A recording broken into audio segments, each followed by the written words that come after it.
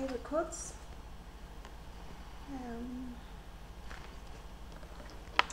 In a global and totalitarian war, General Donovan believed intelligence must be global and totalitarian. On November 18th, 1944, he had written to President Roosevelt proposing that the United States create a peacetime Central Intelligence Agency, Central Intelligence Service.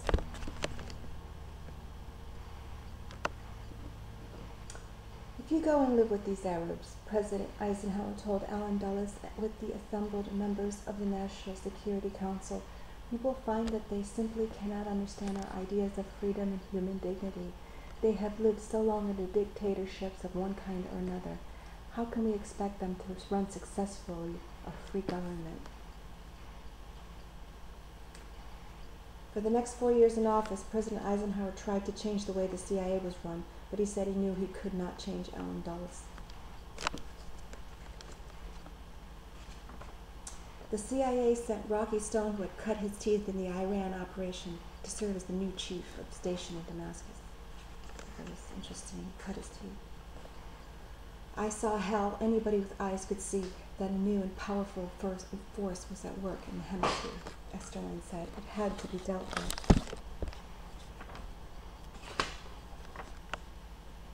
NASA announced that a weather plane had been lost in Turkey. That was the CIA's cover story. Okay. I like the way this sounds. It held a hypodermic syringe to inject the lethal drops into food, drink, or a tube of toothpaste. It was Devlin's job to deliver death to Lumumba. Okay. Do you think we should take the covert operations from CIA? General Smith said, it's time we take the bucket of slop and put another cover over it. I thought that was funny. The CIA's best recruited agent, a former chief of the Haitian Coast Guard, lacked the will or the wherewithal to carry out the coup. I like the way that sounded. To eliminate Fidel by execution if necessary. Too late, the line between espionage and covert action already been crossed many times. Question, can you be more specific? Mr. Helms says, yes, I can be more specific. In other words, the Soviet government ordered President Kennedy assassinated. His fellow Russians received in the Gulag. There were scanty meals of weak tea and gruel, a single bare light burning 24 hours a day, no human companionship.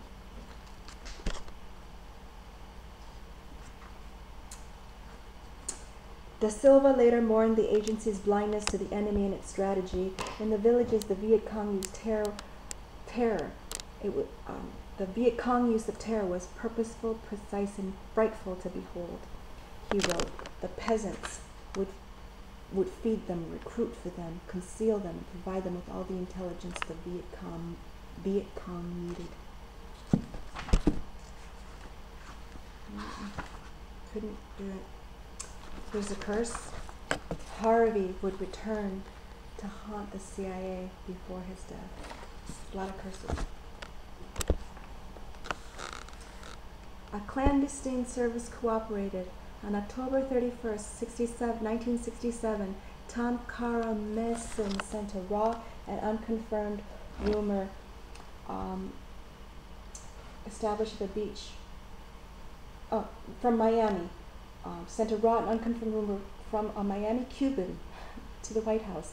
A Negro training camp had been established at a beach near Santiago de Cuba where Negroes were being trained for subversive operations against the United States, the report said. Their courses include English, which was being taught by Soviet instructors. It continued, their subversive activities against the United States would include sabotage in connection with race riots directed at bringing a Negro revolution in the United States. It was said that 150 Negroes are involved in the training program. This was in 1967. It was interesting. Get rid of the clowns. The CIA under Nixon and Ford. What the hell do those clowns do out there in Langley? Guess who said that?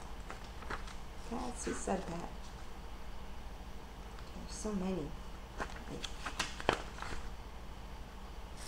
Running for president, Jimmy Carter had condemned the CIA as a national disgrace.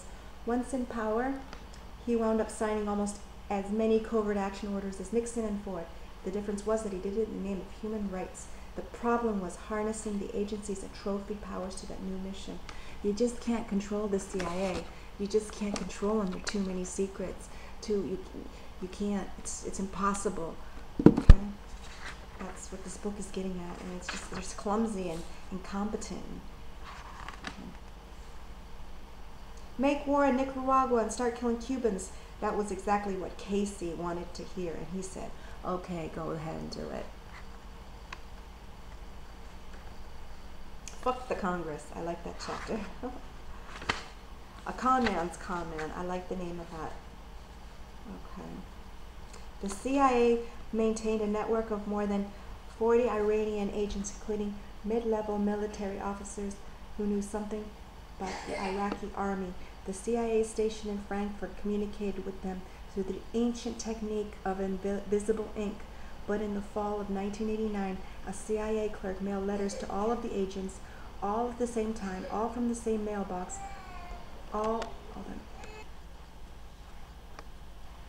The CIA still maintained a network of more than 40 Iranian agents, including mid-level military officers who knew something about the Iraqi army. The CIA station in Frankfurt communicated with them through an ancient technique of invisible ink. But in the fall of 1989, a CIA clerk mailed letters to all the agents all at the same time, all from the same mailbox, all in the same handwriting, all to the same address. When one of the agents was unmasked, the whole network was exposed. It was a failure of Tradecraft 101. Every one of the CIA's Iranian spies was imprisoned, and many were executed for treason.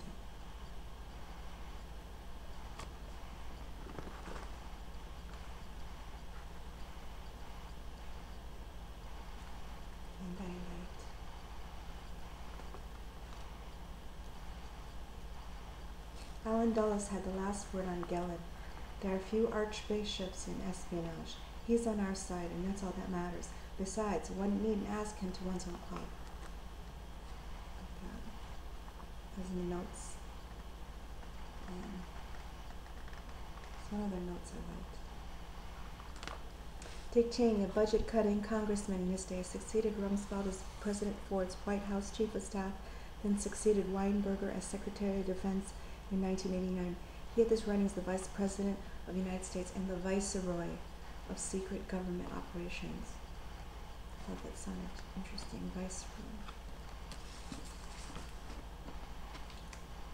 Can't control them. They're out of control. No one can control them. Too many secrets. Too many lies.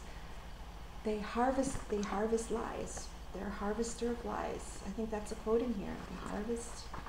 Let me see. I know I have a quote here. I have quotes written down too. I like this book.